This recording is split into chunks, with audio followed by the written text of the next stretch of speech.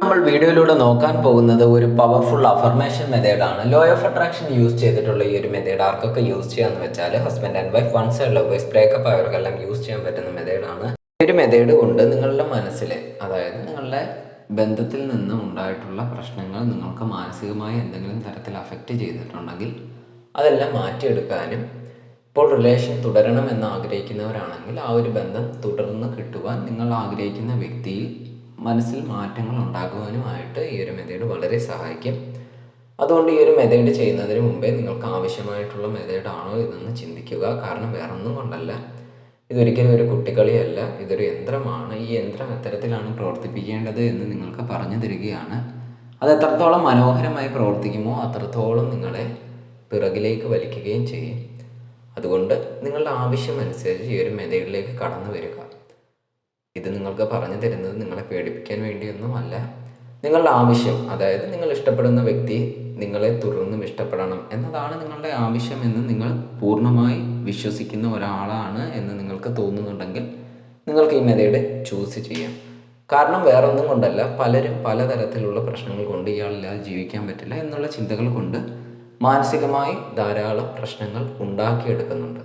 പക്ഷേ ആ വ്യക്തി നിങ്ങളെ ആ തരത്തിൽ കാണുന്നതുമില്ല. അങ്ങനെയുള്ള സാഹചര്യത്തിൽ മുന്നോട്ടുള്ള കാര്യങ്ങൾ വളരെ കഷ്ടമായിരിക്കും. അപ്പോൾ ഈ ഒരു ബന്ധത്തിൽ നിന്ന് നിങ്ങൾക്ക് ലഭിക്കാൻ പോകുന്ന ഫീഡ്ബാക്ക് വളരെ ദുഃഖകരമായിരിക്കും. അതേസമയം നിങ്ങളുടെ ഓപ്പോസിറ്റുള്ള വ്യക്തിക്ക് വളരെ സന്തോഷവുമായിരിക്കും. പക്ഷേ നിങ്ങൾക്കതൊന്നും ബാധിക്കുന്നില്ല, അതായത് ആ സന്തോഷം നിങ്ങൾക്ക് ലഭിക്കുന്നതേ ഇല്ല. അങ്ങനെ ഒരു സാഹചര്യത്തിൽ നിങ്ങൾ പോകാതിരിക്കാൻ വേണ്ടിയാണ് ഞാൻ തന്നെ പറഞ്ഞത്. നിങ്ങളുടെ മനസ്സിനെ ശാന്തമാക്കുകയാണോ നിങ്ങളുടെ ആവശ്യമെങ്കിലും, അതായത് നിങ്ങൾ ഇഷ്ടപ്പെടുന്ന വ്യക്തി തിരിച്ചു വരേണ്ടതാണോ ആവശ്യമെങ്കിലും നിങ്ങൾക്ക് ഈ ഒരു മെത്തേഡ് ചൂസ് ചെയ്യാം. ചൂസ് ചെയ്യുമ്പോൾ മനസ്സിൽ കാണുന്ന കാര്യങ്ങൾ വളരെ വ്യക്തമായിരിക്കണം. അതാണ് വീണ്ടും വീണ്ടും ഇത് തുടർന്ന് പറഞ്ഞുകൊണ്ടിരിക്കുന്നത്. ഇനി നമുക്ക് മെത്തേഡിലേക്ക് പോകാം. ഈ ഒരു മെത്തേഡ് ചെയ്യേണ്ടത് രാവിലെ 8:30 മുമ്പായി വൈകുന്നേരം 6 മണിക്ക് ശേഷവുമാണ്.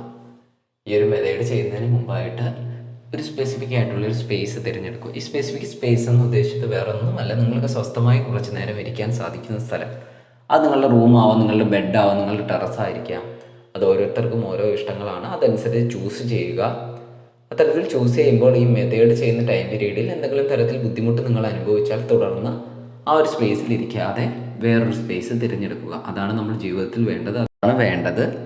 അല്ലാതെ സാഹചര്യം മനസ്സിലാക്കാതെ ഈ ഒരു സാഹചര്യം തന്നെയാണ് തുടർന്നും എന്ന് ചിന്തിച്ചുകൊണ്ടിരിക്കാതെ എത്തരത്തിലെങ്കിലും നിങ്ങൾക്ക് മാറ്റാൻ സാധിക്കുന്ന സാഹചര്യമാണ് എന്ന് ഒരു ലൂപ്പ് ഹോളെങ്കിലും നിങ്ങൾക്ക് കിട്ടുകയാണെങ്കിൽ അതിനെ ചേഞ്ച് ചെയ്യാനായിട്ട് നോക്കുക.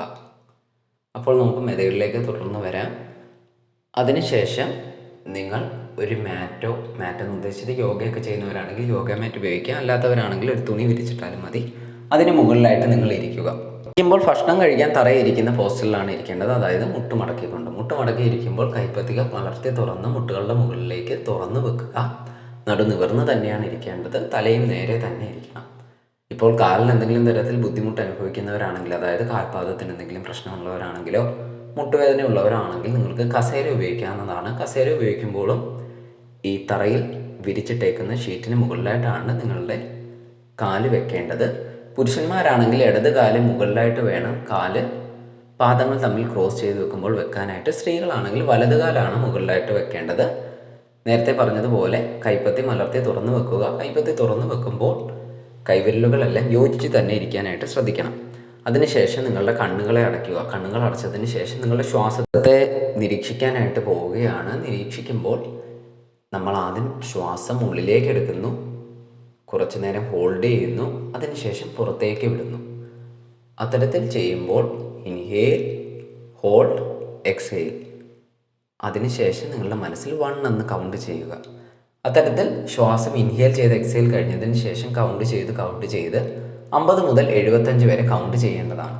അപ്പോൾ തന്നെ നിങ്ങളുടെ മനസ്സിൽ വളരെ ശാന്തത നിങ്ങൾക്ക് അനുഭവിക്കും. എന്തെങ്കിലും തരത്തിൽ നെഗറ്റീവ് തോട്ട്സിലേക്ക് പോവുകയാണെങ്കിൽ ഈ ഒരു കാര്യം ആലോചിച്ചു കൊള്ളുക. നിങ്ങളുടെ മൂക്കിനറ്റത്തായിട്ട് നിങ്ങളുടെ കോൺസെൻട്രേഷൻ എത്തിക്കുക. അത്തരത്തിൽ കോൺസെൻട്രേഷൻ എത്തിക്കുമ്പോൾ മനസ്സിൽ പലതരത്തിലുള്ള ചിന്തകൾ വന്നാലും നിങ്ങൾക്ക് ശ്വാസത്തെ നല്ല രീതിയിൽ നിരീക്ഷിക്കാൻ സാധിക്കും. എന്തെങ്കിലും തരത്തിൽ ബുദ്ധിമുട്ട് അനുഭവിക്കുന്നുണ്ടെങ്കിൽ നിങ്ങൾക്ക് കമൻറ്റ് ബോക്സിൽ ചോദിക്കാവുന്നതാണ്. അതിനുശേഷം നിങ്ങൾക്ക് വേണ്ട കാര്യങ്ങൾ എന്താണെന്ന് നിങ്ങൾ മനസ്സിൽ ചിത്രീകരിക്കാൻ പോവുകയാണ്. നിങ്ങളുടെ മാനസിക നില എത്തരത്തിലാണ് പോകേണ്ടത്, അല്ലെങ്കിൽ നിങ്ങൾ ഇഷ്ടപ്പെടുന്ന വ്യക്തി നിങ്ങളെ എത്തരത്തിലാണ് ഇഷ്ടപ്പെടേണ്ടത്, അതിനെക്കുറിച്ചെല്ലാം വളരെ വ്യക്തമായി തന്നെ നിങ്ങളുടെ മനസ്സിൽ ആലോചിക്കുക. അതിനുശേഷം ഈ ഒരു അഫർമേഷൻ പറയേണ്ടതുണ്ട്. അഫർമേഷൻ എന്താണെന്ന് വെച്ചാൽ, mine almighty give good for me, thank you universe. ഇത് 7 തവണയാണ് പറയേണ്ടത്.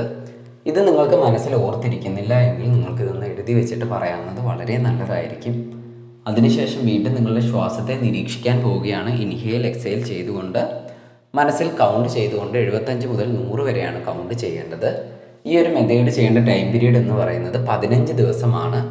15 ദിവസം ചെയ്യുമ്പോഴും വളരെ വ്യക്തമായി തന്നെ ചെയ്യാൻ നോക്കുക. അതായത് പറഞ്ഞു വന്നത്, നിങ്ങൾ ഇപ്പോൾ രാവിലെ 6 മണിക്കാണ് ഈ ഒരു മെത്തേഡ് ചെയ്യുന്നത്, അല്ലെങ്കിൽ വൈകുന്നേരം 8 മണിക്കാണ് ഈ ഒരു മെത്തേഡ് ചെയ്യുന്നതെങ്കിൽ തുടർന്നുള്ള ദിവസവും രാവിലെ 6 മണിക്കും വൈകുന്നേരം 8 മണിക്കും തന്നെ ചെയ്യുക.